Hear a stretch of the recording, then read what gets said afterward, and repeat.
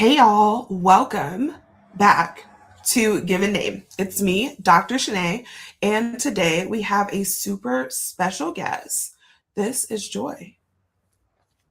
Hello, everyone. My name is Joy. So I was told to introduce myself, which I'm always, every time you do this, you're like, and here are my things. So I'm from Michigan originally, Grand Rapids, which is the west side of Michigan, three hours outside of Detroit, because everybody always asks me where we're from in proximity to Detroit, which I get. But it's a completely different city, different side of the state. I live in Baltimore now, been here for about 5 years. Yeah, Shanae, I guess you'll have to ask me those specific questions. Okay. That was great. So we got the City Alliance down. Um, what year were you born or how old are you? Oh, I'm a 95 baby, so I turned 30 just last month. Oh my gosh, how are you loving 30? I'll be honest, I've been waiting to be 30 a long time. My sister is almost 10 years older than me. So the moment she hit 30, it was that girl. I was like, yeah. What happened? I Obviously. that way. And so yeah, I feel settled. Now I feel, when you don't feel your age for a long time, like when Yeah. I feel 30, like I feel I'm good at this. Yes. I'm turning 35 and I feel like it's going to be the same thing because Mhm, 30 was very much that for me. Like, mhm. I'm 30 now. Like, I'm Yeah. grown. So, yes. Okay. How would you identify racially and Oh, ethnically? I'm Black, African American. I always start with just like I'm Black because growing up when you're lighter skinned and you've got lighter hair and don't Yeah. let it be straightened, it's like, and you're that and what? Yeah. And Black. Like, Black and black. Black can be black. Capital B Black. Yeah. What about your gender? I identify as a cisgendered woman. Woo woo. Highest level of education? You want to brag on yourself? So I got my bachelor's in social science with a concentration on access to education. Ooh. That sounds very cool. Okay. Um, Spirituality. So on a scale to religious to spiritual to none, zero, where do you fall? I'm a little more spiritual than like the people who would say just spiritual. Like I still hold some of the central beliefs of like Christianity, which I grew up in. Yeah. Um, but I've let go of a lot of the constraints. And so for that reason, I say spiritual. But if you talk to me and somebody who would perfectly aligns with spiritual, I'm always going to come across as more conservative, more religious. And I think that has a lot to do with just being from the Midwest. Like Yeah. things will happen and I'll be like, I'm real conservative. I didn't know that. I didn't know how conservative I was actually. Now I want to know what happened, but okay. Okay, so random question. Pool party or game night? Pool party. Pool party off bat. Pool I party. love the water. I went to school in the Caribbean. Um, and it was like I was a water baby because of that. Michigan, we have the Great Lakes, we have great water, but that really solidified it. Anytime there's a chance to be by the water, that's what I'm choosing. Okay. I am a game night girl because I want Mhm. to snuggle up, but I do respect a pool party. I'm gonna come. I do. I just won't host it, but I'm gonna come. That's real.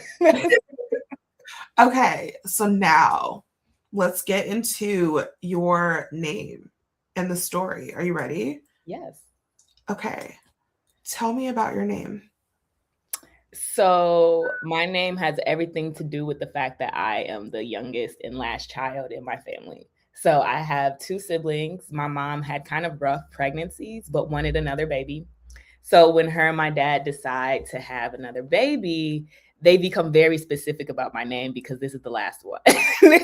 And so it's like we got to throw everything at the board. So my name is Joy. My parents, I grew up very religious, very strict religious. All of my siblings have religious like names that tie back to Christianity. My sister's name is Christian. My brother's name is Gabriel. And my name is Joy. Kind of just they just wanted to speak that over me is basically the story of that. They just wanted already that every time my name was said, it was basically a confession over my life. And then I have two middle names because remember, they were throwing everything at the board. And so my first middle name is Elise, which is a combination of two of my grandparents, my grandmother's names, Elizabeth and Elsie. And then, well, they say it's a combination. My mom, I think, would have given me Elizabeth, but she didn't want to cut her mom out the deal. So it became like, let's find another cute E name that we can say is about both of them. And then my second middle name is Destiny, which I also think is like a part of a confession as well. I'm sorry, I'm over here reacting, and I don't know if you can see me. That's so gorgeous. Thank you. Oh my gosh, what a great story as well. I was oohing and awing in the background. So can you spell your first middle? Okay. Joy. So, yeah, so it's Joy, Joy with an Y. People do ask if it's with a Y or an I, which I don't think my parents ever thought that would be an issue. We didn't see that in the Bible, girl. Thought they would give me a clean deal. We'll never have to, but no, we'll definitely. And now with my handle, you can see I use two Y's in the handle, so that last letter gets real specific. Elise is Elise, and Destiny is Destiny. So it's nice having a couple names that come straight from the dictionary. People don't have to ask. It's spelled exactly the way you spelled is how it's spelled. Yeah. Exactly. So, do you see your name as creative? I think so. I think it definitely has a everybody's so creative touch to it, just because there's so many. Like there's so many names, and it does have a ring to it. To me, when you grow up hearing the full thing, I don't really hear the full thing as much anymore as an adult, but growing up with Joy, Elise, Destiny, I don't know, that kind of eats to me. Like, really, my mom says names in a very sing-songy way. Like the way we even learn how to spell our names is a song. Like everybody in my family, like all the kids have like a name song, so you know how to spell it. So yeah, I think it's creative. I think it's pretty standard, like a pretty standard name. Yeah. But I think it's got a little spice to it, got a little something. So what do you prefer that people call you? I prefer Joy. But which is so interesting because I was just talking about this with my friends. We were at an event and somebody like came up to me, said my name, and I had never spoken to them before. So I think there was a little friction because I was like, who told you could say my name? So it's like, I like hearing my name. I like hearing it the most from people I know. I'm learning, like, if I don't know you, just let me introduce myself first. Okay. I'm sorry. Go ahead. Go ahead. Is there anyone, like, is only your family allowed to call you your full name? Like all three of them, yes. Yeah. Okay. That would be so my when I was in high school and like getting my first jobs and stuff, and social media is first coming out, I didn't use my first and last, so my last name is Grant. I don't think I've said that. I also have a lot of ties to my last name. Like my daddy would be like, so you don't got one more name? Wait, so your full name? So it's Joy Elise Destiny Grant. Okay, got it. So yeah, no, on social media I go by Joy Elise because I think that's so cute, and also I didn't want you to just be able to easily type in my first and last name and then I'm right there. Even though there are so many Joy Grants, like you would have to be real specific, but still I like that one extra step. Yeah. So my mom will call me Joy Elise. My niece does it. So me and my niece have like an 8-year age gap because me and my sister have a larger gap. And my niece does it to annoy me. Like, because she knows it's either my mom wants something, I might be in a little bit of trouble. And so like I'll walk in the house and hear this grating voice still to this day, like saying my first and middle. But outside of the house, no, I don't really get called my middle names, even though as a kid, because when you have a short name, as a kid, you're always looking for a nickname because you don't get nicknamed. Like people might double your name. So I got Joy a lot, but I never really liked that. No. That was too kiddish. That was never really cute to me. People to this day still try it, and I'll be like, let's Let's not do that again. Stop. I'm grown, please. Not a child. Whoa. So I was always looking for a nickname so I tried to go by my middle name for a bit because I was like, you know what? Destiny kind of is it. Like in elementary school, at school, one day I just came and was like, so everybody call me Destiny. That never. Oh, no. It never worked. I've tried so many times. Even like when I got to college, I was like, you could do whatever you want with your name. By day 3, I done forgot the new name that I was going by. I'm just walking there. So it was just like, it's Joy. Let's just keep it. You forgot the new name? Because I was going by, I was doing Joy Elise. But then like, cause that was my social media name at that time. Yeah. So I was like, oh yeah. And let's just do, I met a few people in high school who did first and middle. Mm-hmm. And I was like, I could be a first middle girl. Like I really could. It goes like, but it just, you really got to commit to that. You got to commit to a name change. And I didn't have that much commitment. Joy, guys. Did anyone ever call you Jay? I tried that. Did you? I really tried that. It wasn't, it just didn't stick. And also, hey, Joy. Yeah. It's so close that. Yeah. Okay. That's fair. That's fair. I see the short name plight now. Mm-hmm. Mm-hmm. Wow.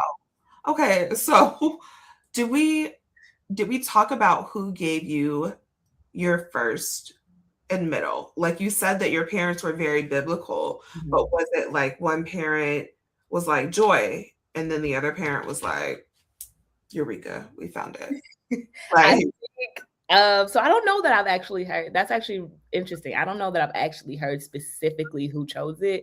Mm-hmm. I would say my mom. Okay. I would 99% chance that was my mom. Same with the middle names. Because I think, because my dad is also the younger of all of his siblings. Mm-hmm. And so I was going to be the last grandchild named. Yes. So it was like, we got to give the grandparents something. And so that's when I think my mom was like, all right, let's think of this first middle name. And that's how we got Elise. Okay. Wow. So how do you feel about your name? I like my name. I think I've grown into it a lot. Mm-hmm. I don't think I identified with it that much. Like, because it was just, I think that's true for so many kids though. Like where it's just like, yeah, that's my name. But now I hear my name, like, don't let me be somewhere where somebody's like presenting something and has to say my name. I'm like, yeah, actually.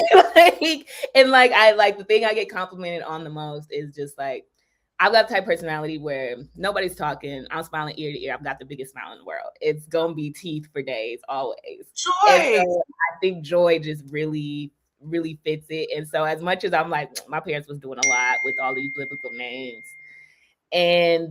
But I think it's just real. Like the confession part that they like put in it was, hey, I'm just saying as a case study, it can work.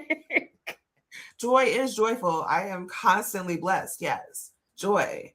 I love that. Have you ever met someone with your name, like Joy?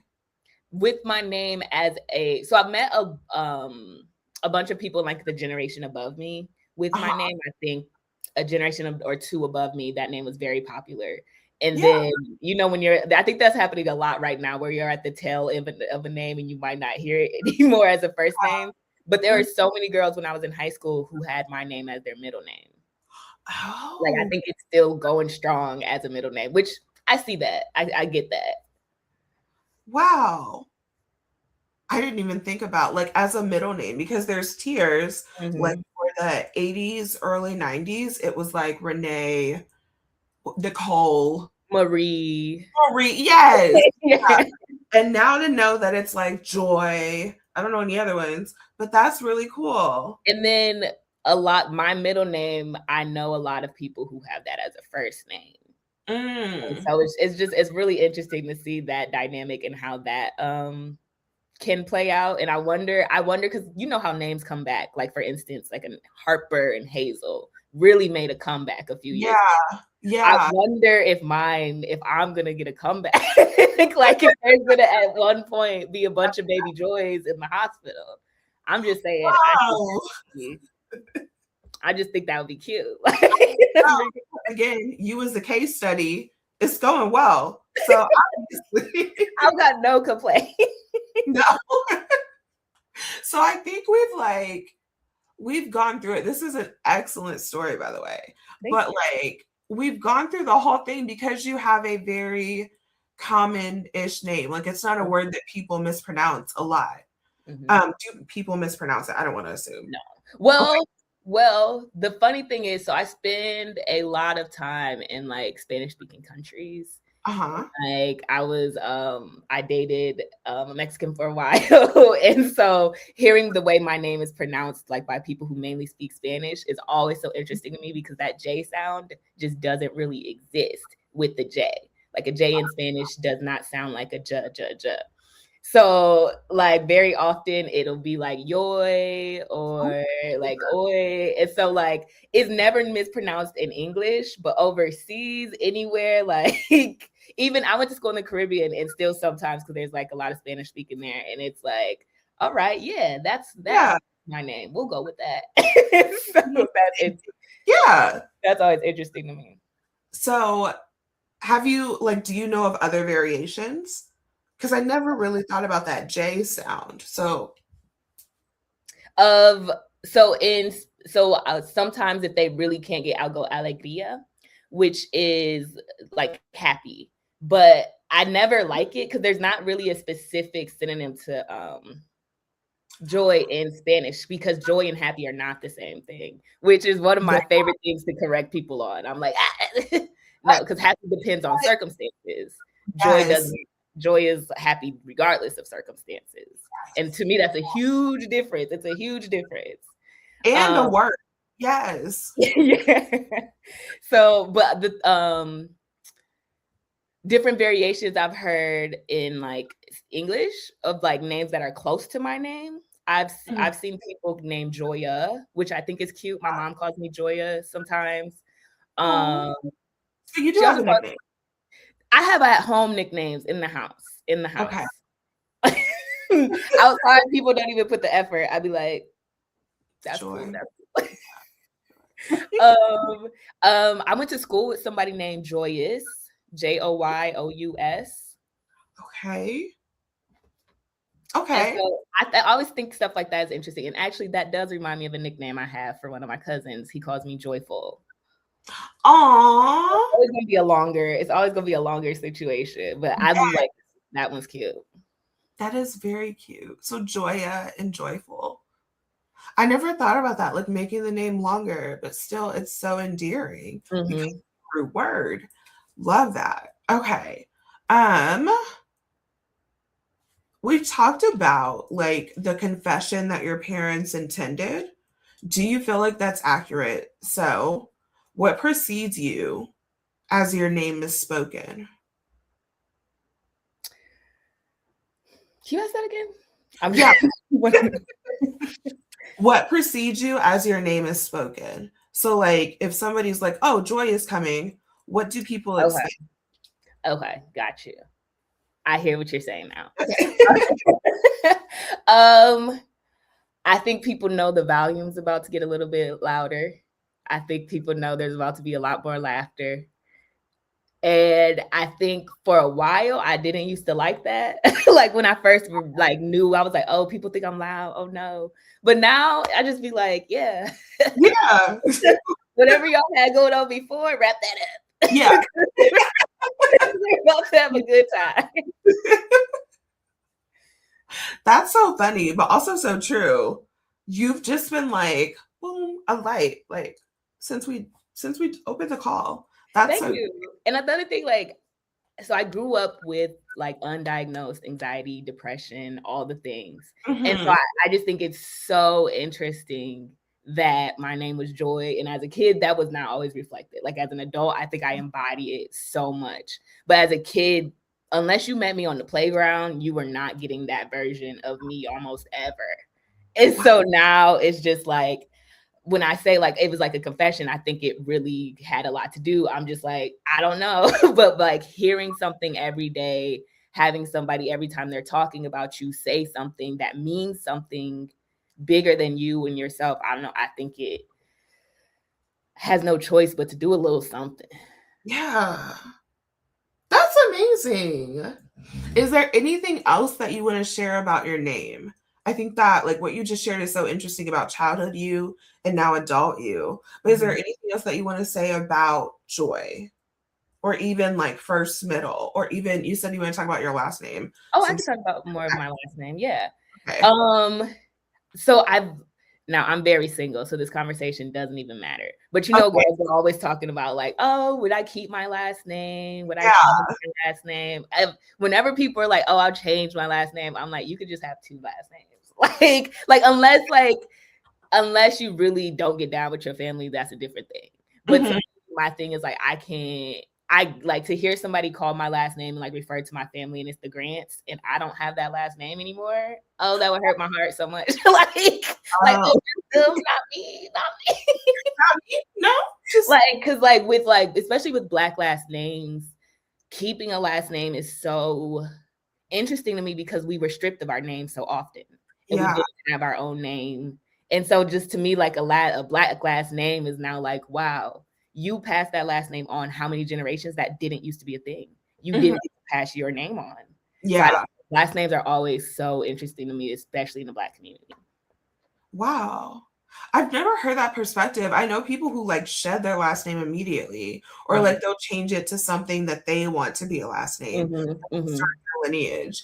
But I didn't realize that like over generations people couldn't keep names anyway because you didn't have a last name. You had like if you're Black in the States, you had your plantation name. And that switched whenever you kind of moved, which made it very hard to keep track of people. Yes. Like, which is why reading the records and everything is so hard because that first name can be tied to any number of last names. Yes. And so I think that within 5 or 6 generations for that to completely shift is very interesting to see what Black people did with their last names and like the decisions to keep or to change. Cause like a lot of Black like last names, like the last name Black or the last name Friedman or the last name, like the ones we came up with are so interesting to me also. And so I appreciate that my last name ties me to people I never met, but we're fighting and doing things to make sure I could be here. Ooh, yes. That's powerful.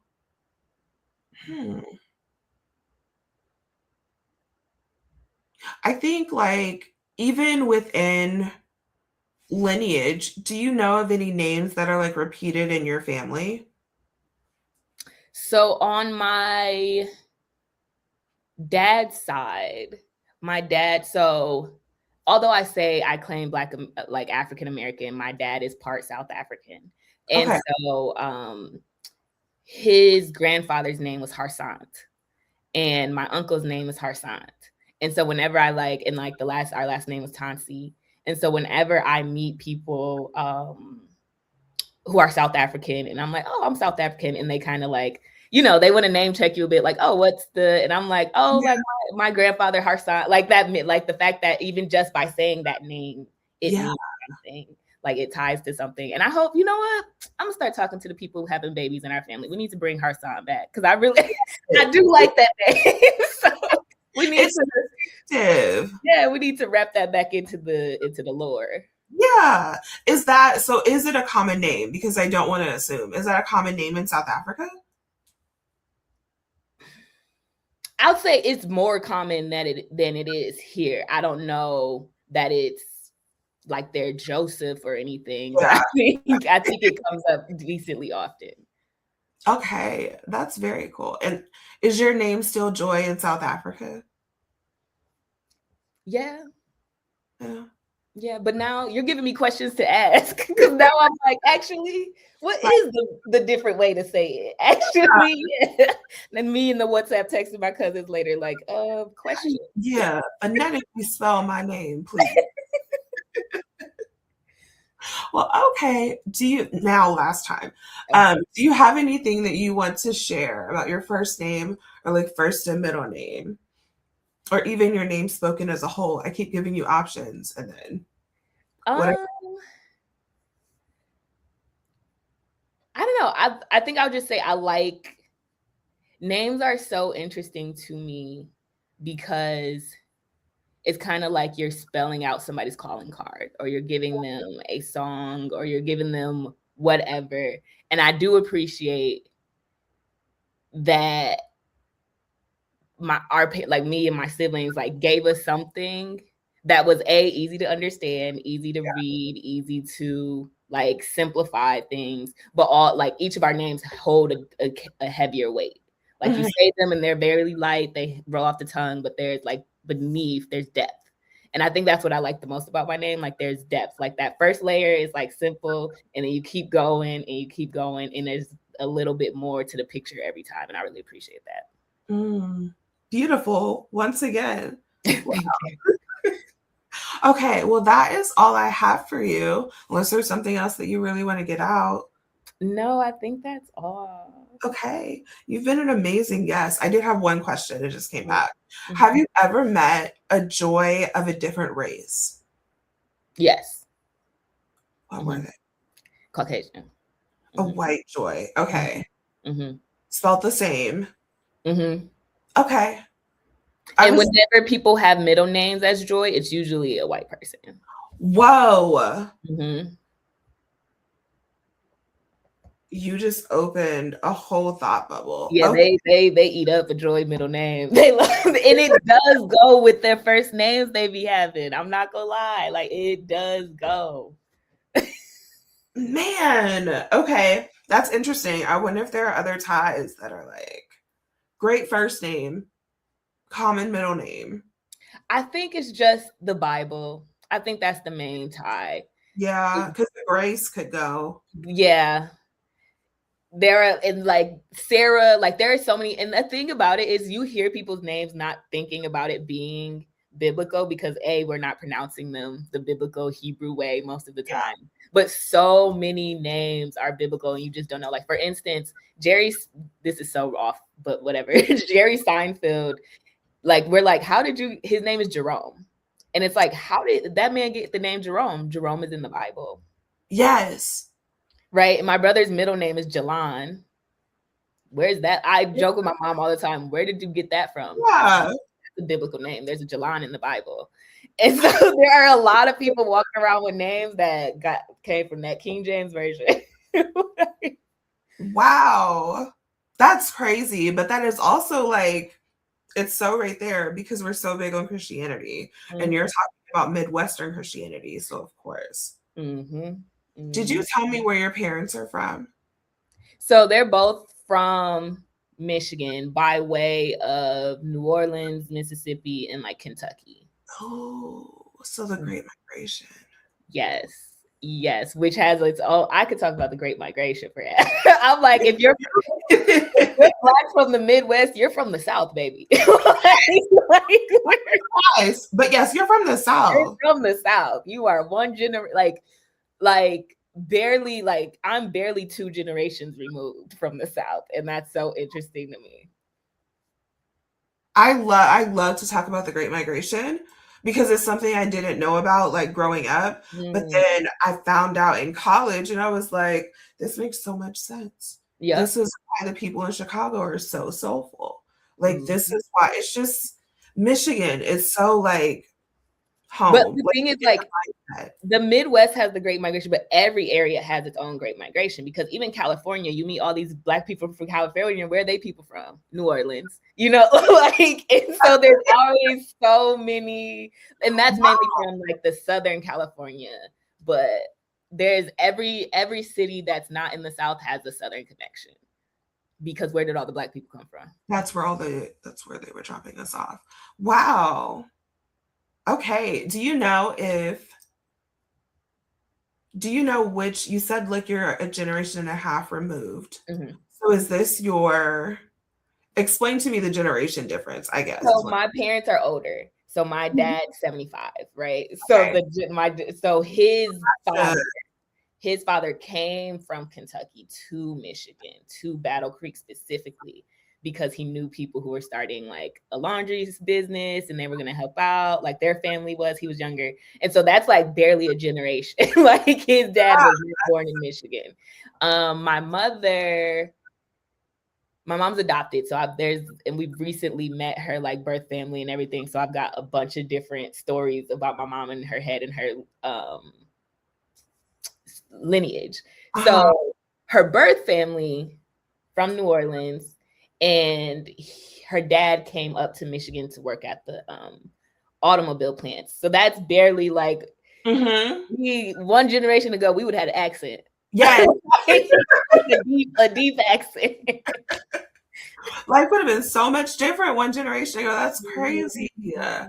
Wow. Do you know, like, so your mom's family came for, I'm assuming GM and like Motors. For GM, yep. Yeah, for like, so do you know if they went specifically to that place in Michigan, like you said, for your father's father coming specifically for like, oh, there's a job here. Yes. So people usually went where you either worked up with the railroad, like as you were working along the railroad, you were moving up as the railroad moved up, which happened to a lot of people. And then the rest of people went where they knew people. So it's the same thing that happens. Like the Great Migration is so similar to immigration in general. So I have a travel magazine and I mainly talk about migration stories and like Black people moving all over the world and things.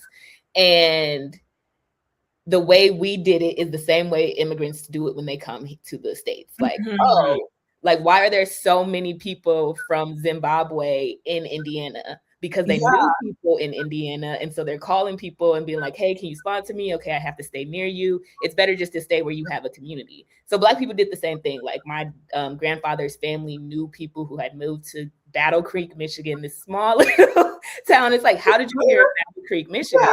You knew one or two people who moved there. And then you were like, it's either I move where you are or where I know nobody. And I might as well go where I know some people. Yeah. It's so interesting how they call other pockets ethnic enclaves, you know, when like people move and start their own community, but they called ours ghettos. Also, sign me up for the travel magazine.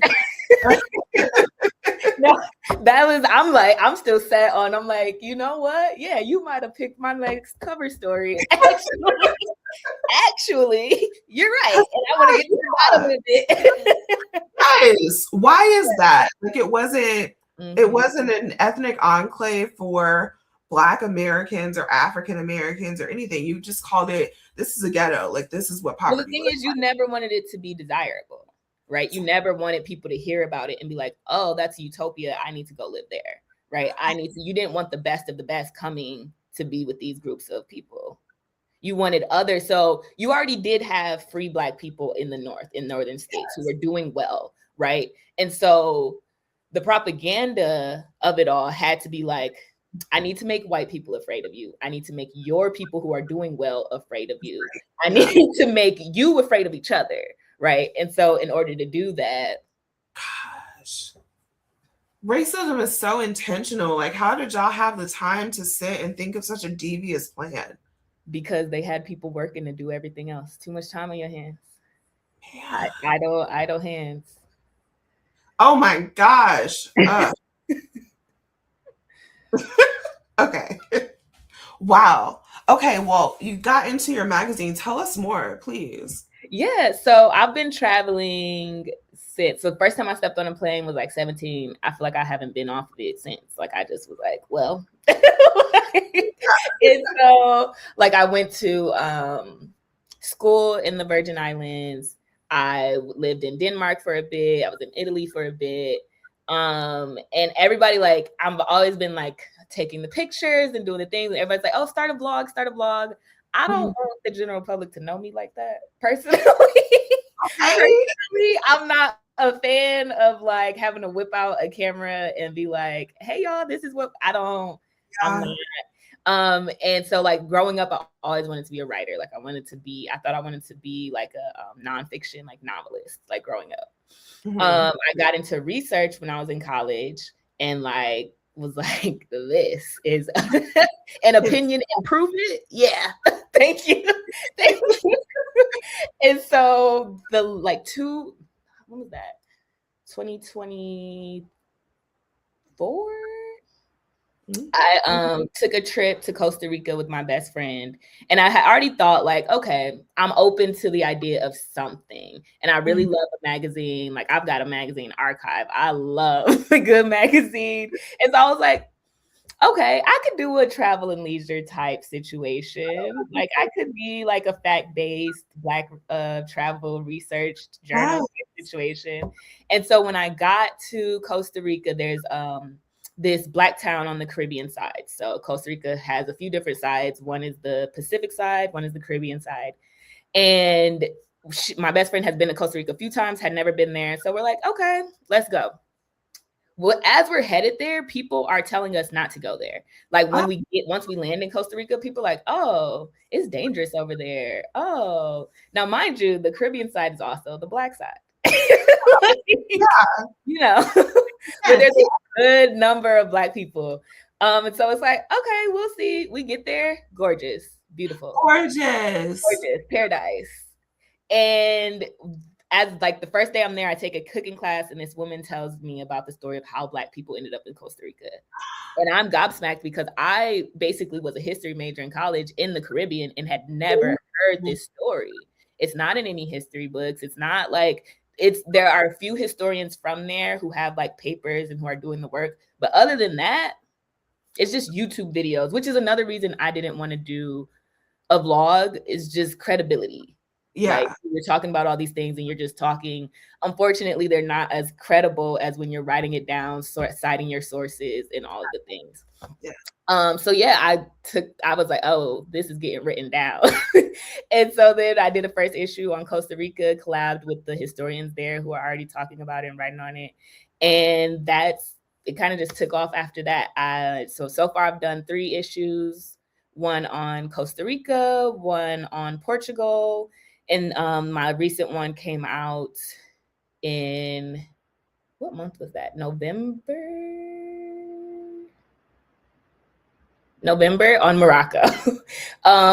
So yeah, I do all the little cutesy travel stuffs, like, oh, the best places to eat in this city. Oh, here are some things to do. But I also try to make sure to highlight a lot of local businesses, especially if there are local Black businesses, and to highlight the Black history and culture in a place. Like, how did Black people end up here? Or what are some unknown things about the Black community that would be beneficial? And it's very interesting because a lot of the places that I've done are places that a lot of Black people have moved to since 2020, and all the kind of like the escaping of the United States that's been happening. And so in Costa Rica specifically, when I was talking about that story, and I was talking about their migration to Costa Rica from Jamaica, which is where most of the Black people came from. And then also having to talk about, okay, that happened then. And now all these Black people from America are coming. And what do these two things mean in conjunction with each other? Same thing in Portugal, right? Portugal, in the last 5 years, so many Black people have relocated to Portugal. And I did a story basically like how that's really interesting, but how it can be really harmful to the local communities when we all kind of jump and move like that. So yeah, it's a passion project. I'm kind of using it as my portfolio to get me to whatever is next. And I'm having a lot of fun with it. It is a lot of work. Like, it's so funny when you give yourself a job and you're like, wow, this is a whole nother job on top of my job. But I really love it. I love writing. I love the process. I think one of my favorite compliments that somebody has given me about it is, you opened up a different part of the world for me, which is like, that's all I want to do. Is just be like beyond the pictures, beyond the thing. Here's the history, here's the depth. This is what gives us this place the meat, the teeth. This is why we really like it, beyond the beaches, beyond the whatever food or drinks you can get. So yeah, that's my little plug for Joy Meets World, like Boy Meets World with 2 Y's.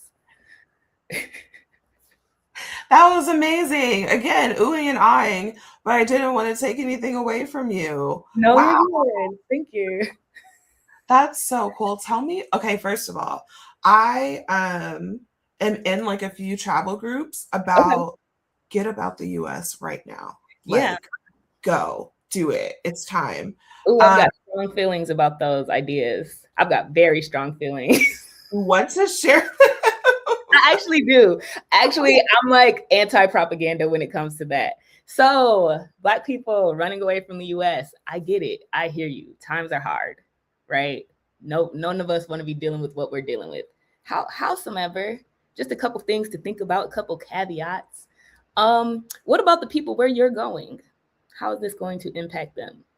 A lot of us are moving to countries where our dollar spends a bit more, which is great for us, not great for the local community, because of course you're used to spending $1,200 on rent, $1,500. So spending $900 isn't crazy. You're like, that's a deal. Unless you're the people there who used to spend $500. So everything we're doing to these communities has been done to us. So a lot of us think it's okay. But if we keep spreading this all over the world, there will be nowhere to go. Right? At some point, you do have to face the travesties at some point.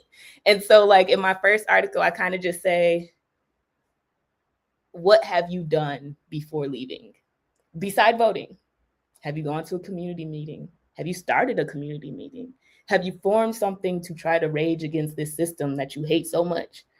Or is it just trying to run to somewhere else? Because fascism is spreading around the world.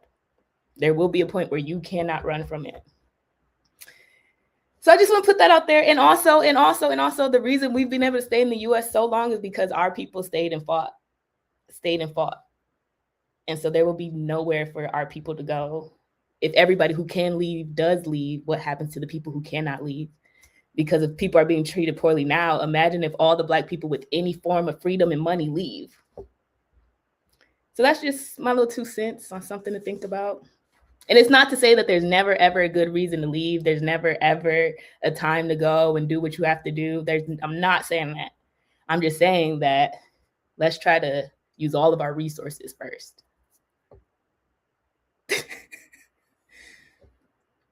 Not me taking notes.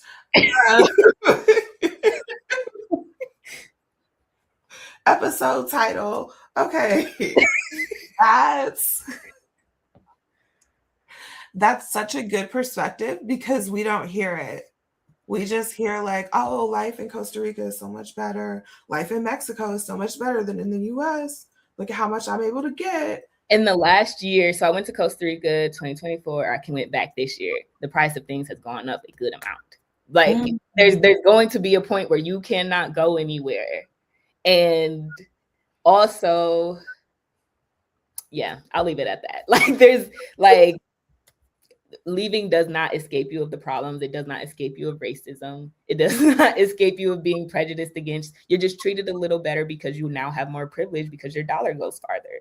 Yeah. And so it's very just like, oh, you want to be the oppressor. Sorry. This was a class issue. Yeah. And there's no, like, it's always a class issue. It's always a class issue. It feels like a race issue because our race and class is so intertwined. But then you go somewhere else and you're not feeling the issue. And you're like, oh, it's fine. America was just a problem. No, you've just switched class systems. Yeah. Love this conversation. You're probably now actually middle class. Like you move somewhere that has a little room for you to be middle class. And now you feel better. But whole time, so like right before I'd gone to Portugal, a Black woman had been like, I can't remember if she was just assaulted by the police or killed by the police. Right. So this is not a US specific issue that you can just leave and be erased from. Free. Yeah. You're going to have to pick up a fight everywhere, most likely at some point. So I don't know, maybe pick it where your grandparents built everything. Maybe pick it where your greats fought for their lives. That's just my opinion. A strong opinion. Love it. You should do like news chats or something. Say more. What do you mean? I mean, like, you know, when they have like not a representative, they have me, you know, like you would come in like, this is the perspective. And it's like, you so clearly explained it that it's just like, why would y'all want to go anywhere else? Your ancestors fought here, girl. What?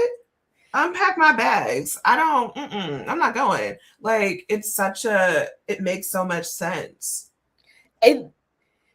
Sometimes I don't always get this reaction. I don't always get this reaction. Sometimes I get a very angry reaction because people, and rightfully so, I respect it, because people are like, why is it always our fight? Yeah. And it's like, because we're always going to be hit first. And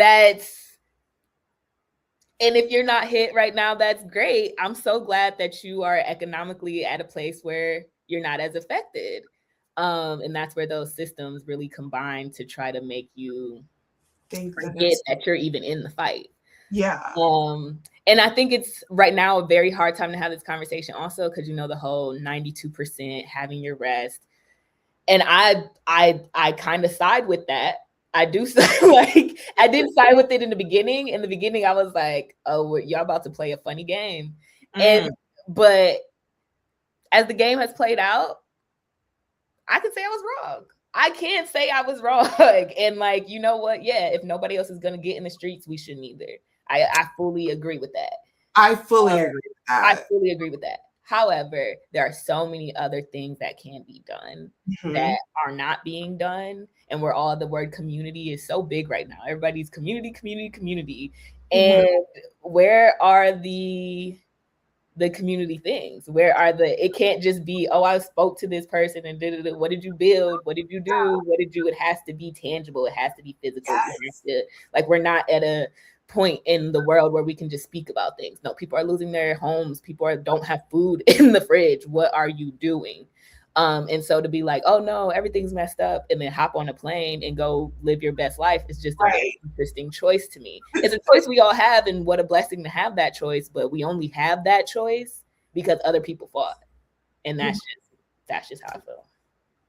I think it's so, like, we're so distracted by social media and what it could bring in AI and things like that, that people are so focused on making these social communities that are they're not physical. And so like they're forsaking the physical community that has to happen around us to make these things better. Because we can talk and have chat heads all day, but that didn't change anything. Maybe an opinion, but it didn't change any actions.